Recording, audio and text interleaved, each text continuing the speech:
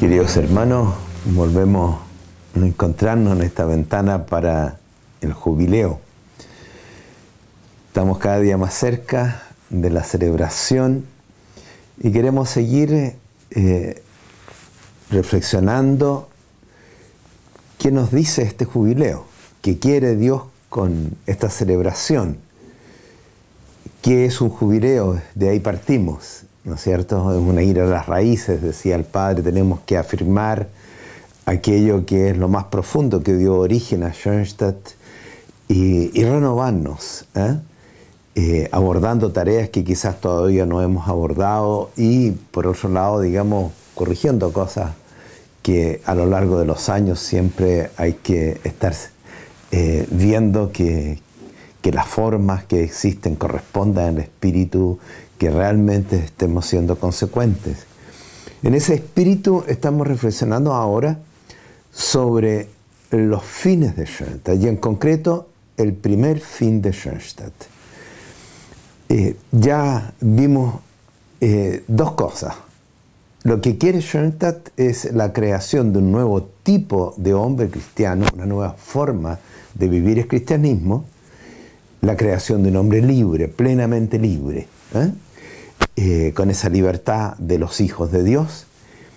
Y lo segundo que vimos fue un hombre que armoniza naturaleza y gracia. Hablamos harto de esto, pero de todas maneras me quedaron algunas cosas que quizás podríamos seguir reflexionando juntos. Yo creo que es algo de lo más central, ¿no es cierto? El padre Kentenich siempre habló de la superación de esa separación que existe entre fe y vida. O sea, si hablamos de armonía, naturaleza y gracia, estamos hablando de armonía de Dios y mundo, de nuestra relación con Dios, nuestra relación con las cosas temporales, con el trabajo, con el mundo en que vivimos. Eso es, como digo, central. Yo creo que con la cabeza lo entendemos, ¿no es cierto? Pero en la vida a veces es distinto. ¿Qué pasa? Fíjense, si tomamos un cierto parámetro, si dijéramos, tomemos por ejemplo lo que dicen el lema de los benedictinos, ora et labora, reza y trabaja. Esos dos pilares en la vida benedictina han sido esenciales y tocan algo que es evidente, ¿no es cierto?, de desafío para el hombre cristiano, estar unido con Dios directamente, en la oración y trabajar. La mayoría del día trabajamos, descansamos, volvemos a trabajar, etc. Desarrollamos una actividad, llamémoslo así, en el mundo temporal. ¿No se ha producido en nosotros, en Schoenstatt, una pregunta? Seguramente hay una cantidad de respuestas y matices. Pero le digo mi impresión. Yo creo que Schoenstatt en este momento está haciendo más un movimiento religioso, que no un movimiento llamémoslo así, de la santidad de la vida diaria en concreto, del cambio de las cosas temporales, de la proyección en el mundo. O sea, sin duda que también la estamos abordando y yo diría fundamentalmente en la familia. Si nosotros trabajamos consecuentemente con la familia y para la familia, estamos trabajando en la célula fundamental de la sociedad. Estamos volcados al mundo temporal. ¿Y en la familia en qué trabajamos? Muchos de ustedes tienen santuario hogar. ¿Y qué pasa en el santuario hogar? Oramos. Y está bien, ¿no es cierto? Orar personalmente, como matrimonio, con los hijos, quizás en un círculo más amplio. Pero ¿no nos da la impresión que a veces hay un pequeño, o más que pequeño, desequilibrio en que el santuario hogar es el santuario de la oración? Es el rincón donde rezamos. O es un lugar donde confluye toda la vida de la familia, donde hay transformación, donde hay envío, hay presencia de nuestra actividad. ¿Dónde está puesto el acento? Piénsenlo ustedes, a lo mejor me dicen, no, estamos perfectos. Ojalá. Pero si no estamos tan perfectos, veamos, aquí hay un desequilibrio que está un poco relacionado con esto. Yo entro hacia adentro y yo entro volcado hacia la sociedad, hacia la iglesia. Hay una pregunta ahí, que también tiene que ver algo con esto. Porque si yo no estoy tan equilibrado en el sentido de yo tengo que preocuparme de lo que pasa en el mundo, en la realidad social. Para mí no es indiferente el mundo del trabajo, de la política, de los medios de comunicación social. Pero yo respecto a eso, ¿cuánto hemos dicho? De repente no mucho, ¿no es cierto? Insisto, en la familia sí hemos dicho mucho. Pastoral familiar creo que es lo que más hemos trabajado. Pero, insisto de nuevo, tal vez una familia muy centrada tatianamente en lo religioso y no la totalidad. Por ejemplo, para ser más claro, digamos, supónganse ustedes, si queremos armonía, naturaleza y gracia, nosotros tendríamos que reflexionar como esposo o con nuestros hijos de lo que está pasando en el mundo. Tenemos una guerra, tenemos una huelga, tenemos unas marchas, tenemos matrimonios así, ya está, tenemos 20.000 cosas. No se trata de un noticiero, ¿no es cierto?, que estemos al tanto de todas las noticias en familia, no. Se trata de elaborar eso a la luz de la fe práctica. Algo significativo, por supuesto. Con nuestros hijos. Está siendo cada vez más, y esto me impacta mucho, más normal, entre comillas, que hijos de padres tatianos muy buenos, o de muy buenos católicos, después no siguen la práctica de la fe, no van a misa. Y los criterios ya no son los criterios que nosotros hemos tenido en el hogar, ¿no es cierto?, que tenemos como papá. No son los criterios católicos, ni tatianos. ¿Qué pasa? Tal vez no hemos equilibrado este juego entre lo religioso y lo temporal.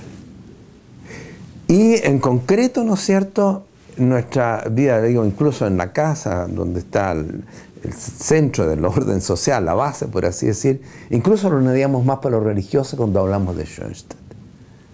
Y no abordar en pensamiento, en reflexión y en la práctica nuevas costumbres. Creo que es tan importante tratar las costumbres familiares, porque eso se trata del orden. ¿Cómo practicamos, cómo trabajamos con los medios de comunicación? ¿Qué hacemos con el celular? ¿Qué hacemos con 20.000 cosas, ¿no es cierto? Con las fiestas, con la manera de tratarnos, con el sueldo, no sé, 20 cosas que son del orden temporal, que tienen que ver con Dios. Y que Dios tiene que decir algo ahí. ¿Cómo lo descubrimos?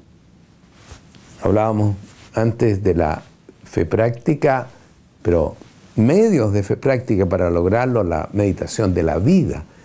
¿Cuánta meditación de la vida hay donde trabajamos el orden temporal, llamémoslo así, a la luz de Dios?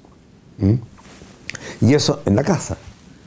Pero, como les decía, piensen en Schoenstatt, en su proyección hacia la sociedad, el mundo del trabajo.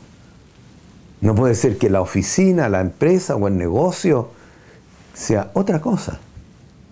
Cómo trato a los obreros, como el sentido que le doy a la empresa. Una empresa impregnada del espíritu de Schoenstatt no significa una empresa que tiene en todas partes la imagen de la mater. No se puede tenerla, no hay ningún problema. Pero eso no es lo esencial. Porque puede ser que el orden de trabajo no sea cristiano, ni schoenstattiano. Fíjate, hay aquí una pregunta que es importante. Buscamos la armonía en lo natural y sobrenatural. Eso significa en la práctica, nuestra oración no es solo devocional. Es una oración en la cual nosotros traemos el mundo, nuestras cosas, para verlo con Dios, para agradecer, para pedirle fuerzas para cambiar ese mundo, para llevar las cruces que hay en él, para transformar ese mundo con Dios, con la fuerza de Dios. O sea, una oración distinta.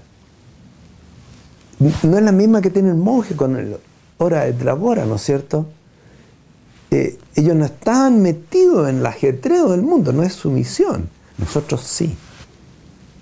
Y eso hace que nuestra oración no sea simplemente la de un benedictino. O sea, es muy importante la oración de un benedictino, pero se trata de modalidades. Nosotros también podemos rezar laudes o vísperas, pero hay aquí un desafío grande.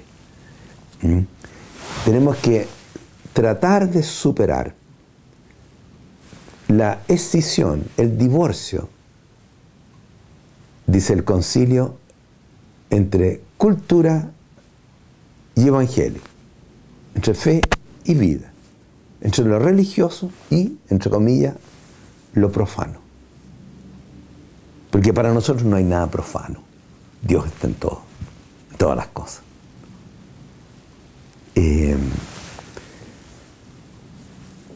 Tenemos que entregar a la iglesia y al mundo una nueva forma de vivir el cristianismo,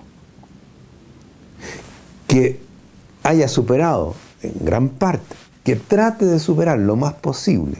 Aquí en la tierra nunca lo vamos a lograr en su perfección, pero que trate, que busque, ¿no es cierto?, esa armonía. Le insisto en dos cosas para terminar. Lo que ya les dije, en la oración meditativa, en la reflexión meditativa, eso de la Mater que guardaba en su corazón tratando de entender lo que había vivido a la luz de Dios, que quería Dios, eso personalmente, como familia, como esposo, con los hijos. Pero también en otros gremios.